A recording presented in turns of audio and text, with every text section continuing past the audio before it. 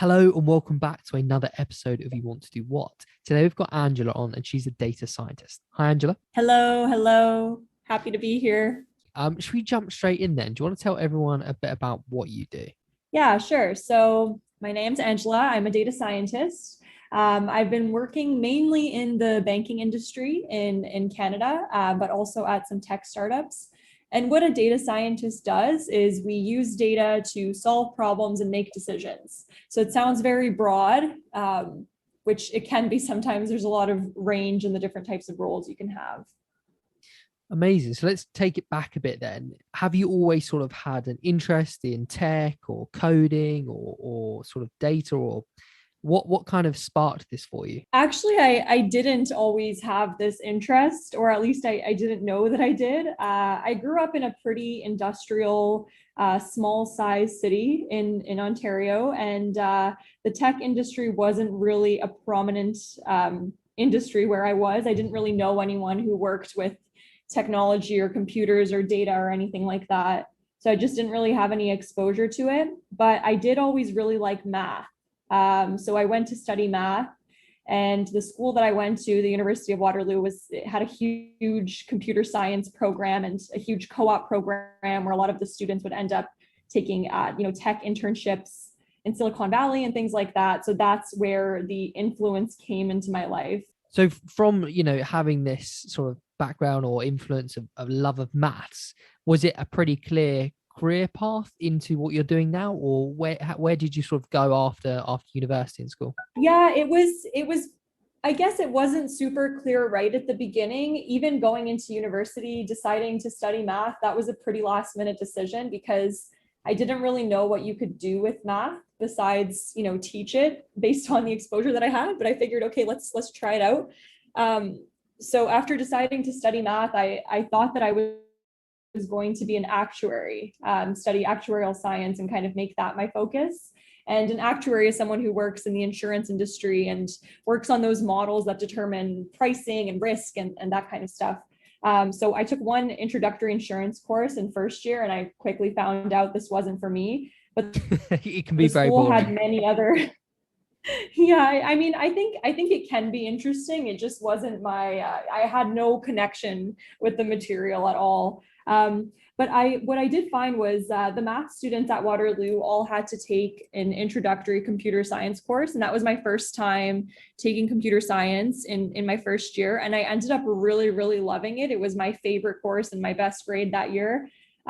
So that's when I kind of gravitated more towards the technology side of math. And at the time that I was in school, data science was just starting to become a term that people knew, and it was just kind of starting to take off towards the end of my degree. So that's when it kind of came to be an idea for something I can do. So what was that first sort of thing that got you into your first bit of data science? Did you someone tell you about it and you went home and booted up Python or something? What was it that sort of got that initial ball rolling? Yeah, so I wasn't in the co-op program at Waterloo, but all my friends were, and I that kind of influenced me to find my own internships while I was a student. And the first internship that I found in tech, because I did find, I liked computer science, I wanted to go into that space. The first internship I had me doing front end web development. So that was my first experience working with writing code in a professional setting. And I really enjoyed it, but I found during that placement that I missed the math side. I really wanted to do something that involved more of my math knowledge and that stimulated me in that way. So after that, my partner actually brought up, you should try going into data analytics and data science, because that's kind of a combination of computer science and math. So then for my final internship in university, I made it a point to find one where I could work on data science problems, and I was lucky enough to find one. Back then there was more supply more supply of data science roles than demand to be a data scientist. So I found one pretty easily, and from there, I just fell in love with it and decided this is what I want to do. So obviously we mentioned it a bit earlier, and we just sort of talked about it now. The whole world of data science and the amount of companies that now need data scientists has exploded in the last, 5 years or so. What kind of opportunities are out there for people? What kind of industries are using it? If you could just break that down a bit. Yeah, so many opportunities, so many industries. Really, the options are endless. The way that I've described it in the past is, if you want to be a data analyst, if you want to work with data and analyze it and take those insights from the data to answer questions and solve problems, pretty much any company in the world could use someone like that. And it might not always be called a data analyst, right? It might be a salesperson that's looking at the numbers, or a marketing person, but they're doing that data analysis work. Now, as the company gets bigger and as the industry gets more, like tech savvy, and they're collecting data, and they're, they want to use data to solve their problems, that's where the opportunities for data analysts and data scientists become more rich. And that's when you'll start to get in, the formal titles involved. So I guess some of the earliest industries where this role started coming up is in academia and science and research, and in things like pharmaceutical companies and medical research. And then banking, of course, is a huge one as well. Banks have been around for a while, they've been collecting data for a while, and they have a lot of data to analyze. So yeah, but these days, really any company. Was it quite a daunting experience for you first getting involved in data science for maybe a company, where you're probably just given a lot of data and you've got to somehow find out the information that they want? What was sort of your first impressions of that, and how did you work through it? Yes, it was very daunting in the beginning, because I was hired into this data science internship, which was my first exposure. I didn't have any formal training in machine learning and predictive modeling specifically. They hired me because they figured, okay, she studied math and computer science, she's taken stats courses and linear algebra courses and computer science courses, she could probably figure it out. But I had no idea what I was doing, really. I didn't even take an online course or anything. Looking back, it's pretty crazy that I got the job. But at that role, I had a mentor, my boss at that job. He was the only other data scientist at the company. And he pretty much worked with me one-on-one to ramp up those skills. He gave me some books to read. I read the books, I did a lot of Googling, watched a lot of YouTube videos, and worked through it. But yes, it was very, very daunting in the beginning. What kind of skill sets does a data scientist really need? Obviously, there's some coding that's involved, but could you break down the skill set of a data scientist? Yes. So if you want to be a data scientist, there's 5 things you need to know. One is coding in a scripting language like Python, or R is another popular one for data science.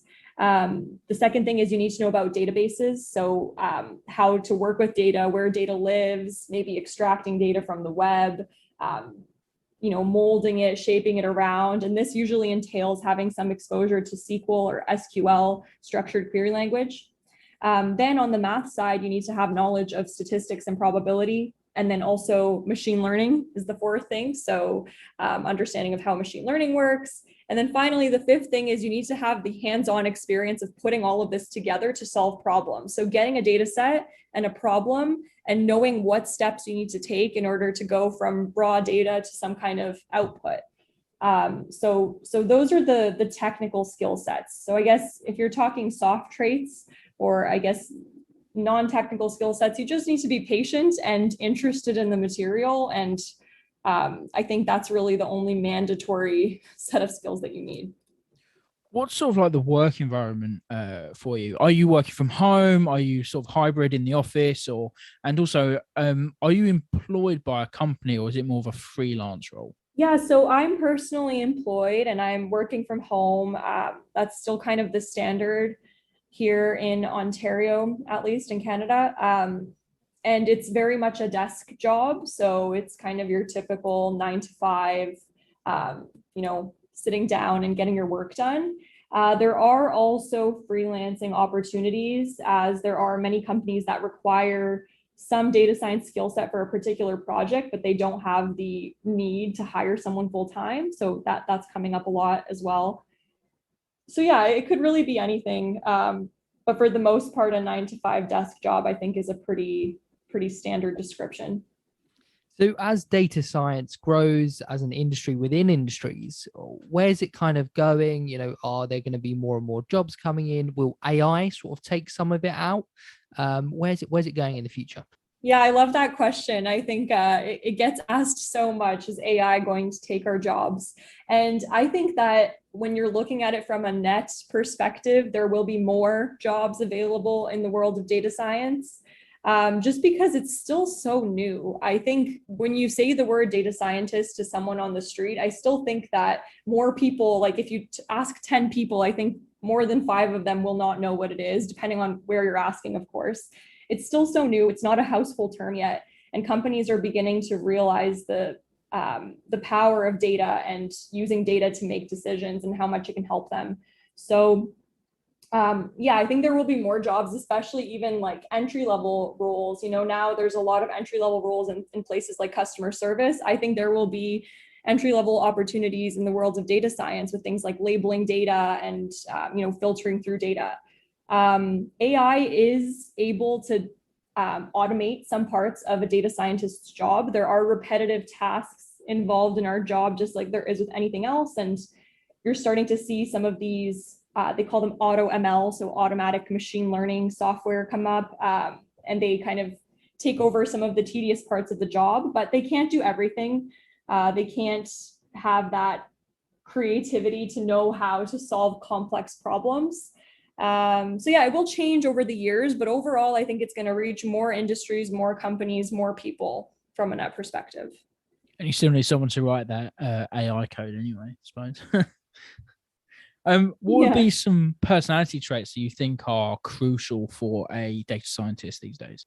Yeah, it's I don't think there's too many that are a must-have. I mentioned before that you need to be patient. I think that is a big one, because there is still a lot of experimental work involved in being a data scientist. It's not a straightforward job, really. You need to be patient enough to know that sometimes you're going to do something and it's not going to work out and you're going to have to try a different approach, or sometimes the data just won't let you solve this problem. It's just not the right data set. There's no information in it, and you have to kind of be okay with that. And also being open-minded. I think that like the scientist part of a data scientist means that we're trying to let the answer that we're looking for come out on its own and speak for itself, rather than trying to force something that we want to see. So you have to be open-minded, consider that anything is possible, and just use the right approach, the scientific method, to find what the answer actually is. But overall, I think there's a data role out there for everyone. They vary a lot from company to company and industry to industry and even team to team. So yeah, no personality traits that are, I think, a must-have besides those 2 main ones. What's been the biggest positive for you being in this industry? Oh yeah, the positive. There's so many positives. I think it's a pretty great industry to be in a time like now, just having exposure to how data is being used across companies, across industries. It helps you know how to process data in your own life. Like we live in the age of information now. So I found it really helpful to know how to interpret data that's given to me, or, opinions that are given, and knowing, there has to be data behind that opinion, and knowing when to see it as valid. That's a benefit, but also you're just meeting so many smart people working in the tech industry and among technologists, so many really, really smart people. You're working on new technologies, you're seeing the world move forward, and you're being at the forefront of it. I think those are the biggest benefits. And on the flip side of that, what would be some less favorable aspects of this industry? Yeah, there are also some of those. So I would say the first one right now, which I didn't personally experience because I kind of got in at the right time before it completely blew up, but getting into the industry is quite challenging. The interview process, I think, is completely broken. Companies are giving out, sometimes even as many as 10 to 15 interviews for a single role, different types of interviews testing different types of skills. The role isn't so well defined yet that there's a standardized I guess, assessment method to determine what a good data scientist is. So sometimes companies will unknowingly be looking for someone who is a superstar software engineer and really good with statistics and really good with data and then really good with presentations and people. And it's just so hard to find someone like that. So there's a lot of barriers to entry with the interview process. Yeah, it's a relatively new job title. So like I said, a lot of inconsistency. You might not always know what kind of role you're going to get, even if it does have the same job title at two different companies. It could be completely different. No standardization there. And then also the culture of the tech industry can be a bit overwhelming sometimes. It's kind of the only industry that I can think of where you're expected to continue doing your work on the side in your free time, you know, with like side projects and working on apps. And, you know, interviewers genuinely take that into consideration when they're trying to hire candidates. And it's just kind of, it's unusual, right? Because you don't expect doctors and lawyers to be doing their job on the side after work. So yeah, I would say those are some of the less favorable components. It certainly seems like the sort of the tech world and the startup world is incredibly intense. You know, data science is going to be something that is going to be heavily involved within, you know, I can think of like Fintechs, for example, challenging, you know, the banking systems. Data science is going to be huge in that kind of industry, but incredibly stressful. Definitely. Yeah. And I think the banks and some of the older industries are starting to realize the power of it, and they're jumping in. And you mentioned something else as well about roles being advertised and sort of not being in conflict with the traits that they are looking for. But we've had a few sort of coders and software developers on, and they've mentioned this, that if you're good at software development and coding, you're not necessarily as skillful at presenting and conveying what you're able to do. So it's difficult because, like you say, data science is new, so you're expected to do a lot of roles probably within what could be 2 or 3 roles. Yeah, that definitely resonates. Yeah, there are a lot of data scientists that are so brilliant and so good at their job, but because of this crazy interview process, their skills kind of never really, they never get to prove their skills with the way it's designed. So yeah. And what would be something that's not in the job description, but you have to deal with on a daily basis? Yeah, so people skills is a huge one. Obviously, it depends on the role, but with many data science roles and pretty much every single one that I've had exposure to in my network, you're doing a job that involves working with many different people. And people that aren't data scientists, right? So you need to know how to communicate with different types of people, how to make your very fancy technical stuff sound digestible to a broad audience. Because this is an area that, you know, not a lot of people have expertise in, and sometimes it's hard to zoom out and understand your audience and know how they need to receive that information. So the people skills, I think, is a huge one, and it's not really advertised too much.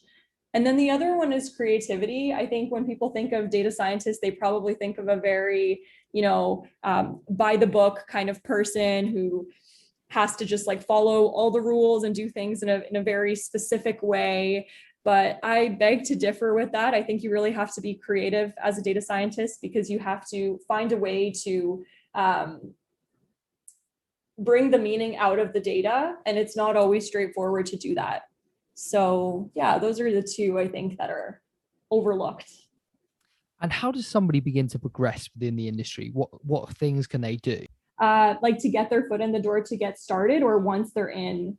Yeah, I guess a bit of both. What can you do to get your foot in the door, stand out? And then once you're in, how do you actually sort of start to progress as a data scientist? Yeah, so to get your foot in the door and stand out, a lot of companies are looking for people with graduate degrees in kind of in the STEM world. So something either in science, math, computer science, engineering. So if you don't have a graduate degree, it does kind of pose a challenge and limit your options, but you can still stand out through personal projects. So you can, if you demonstrate that you have the skills of a data scientist by working on something on your own and, you know, proving that you have the coding abilities, the machine learning expertise, the stats knowledge, then that's a really great way to stand out. And then once your foot is in the door, there's a few different, I guess, progression paths. It's a nice career because you don't have to go into management. There are progression options to stay as an individual contributor if you just want to work on the data science and you don't want to, manage a team. There's things called there's roles called staff data scientist, so it goes like senior data scientist and then staff data scientist, where you're kind of the expert on the team. And then of course you can also go into management as with many other office types of roles. And for you, you obviously mentioned about people coming in with STEM degrees. Do you see a lot of people coming in with not computer science or coding specific degrees, but learning that on the side and then getting into this industry? Yeah, I have seen that actually. It is predominantly STEM degrees. If I'm being honest, most of the people that I know in the industry studied either, data science programs are coming up now, like a formal data science degree. But before that, people were studying things like physics, math, computer science, engineering for the most part. But I have seen quite a few people coming from areas like economics, where they do kind of have a quantitative focus in their degree. So they have those quantitative skills that they can then carry over and self-study the specifics of data science. It's definitely possible with any degree if you have the aptitude to learn that kind of skill set on your own. And we were talking about standing out in maybe an interview process or something. And we should talk about your social media and your YouTube and your Instagram. Yeah. Why did you decide to sort of do that? And how has that come about? So it actually started when I was laid off last year. I switched roles into a startup from a bank at the beginning of the pandemic, which was great timing on my end. But yeah, so I ended up getting laid off, and starting a YouTube channel is something I always wanted to do. And I just finally had, I guess, quote unquote, the time to do it then. So it was really a blessing in disguise, because now it's one of my favorite things to do in my spare time. And then the TikTok and the Instagram kind of came after the YouTube. YouTube is the main thing I like to do, and the TikTok and Instagram is more just for fun and to connect with the community. And that must be quite rewarding as well, because you sort of teach about data science, right? Yeah. So it's nice to see that people are interested in the field and they want to learn about it. And it's nice to be a part of contributing to that learning, because like I said, it still is pretty new. It's not one of those things that you could easily find content for, although it is becoming more and more easy with every day that goes by. But yeah, it's been really fun. And would you still go into this industry knowing everything you know now? Absolutely, I would. Yeah, it's not an industry that I've seen myself in forever since I was a kid, but I'm happy that I stumbled into it. Yeah, I just think there's so many opportunities. The skills that you build can be transferred to, I think, most other industries or fields. And yeah, just the people that you meet and the problems that you work on are just so stimulating, and really great experience comes out of it. Amazing. Thank you so much for your time, Angela. Really appreciate it. And best of luck with your YouTube and your TikTok, your Instagram, and your career in data science. Thank you so much, Daniel. It was great speaking to you today. Well, thank you for coming on. Where can people find you, find your Instagram, YouTube, and anything else you've got out there? Yeah, so the best place is YouTube is my favorite platform of choice, but depending on what you like to use, Instagram, YouTube, and TikTok are all possibilities. The handle is Damsel in Data on all of them. So DAMSEL in data. Yeah, so you can find me there. Amazing. Thank you, Angela.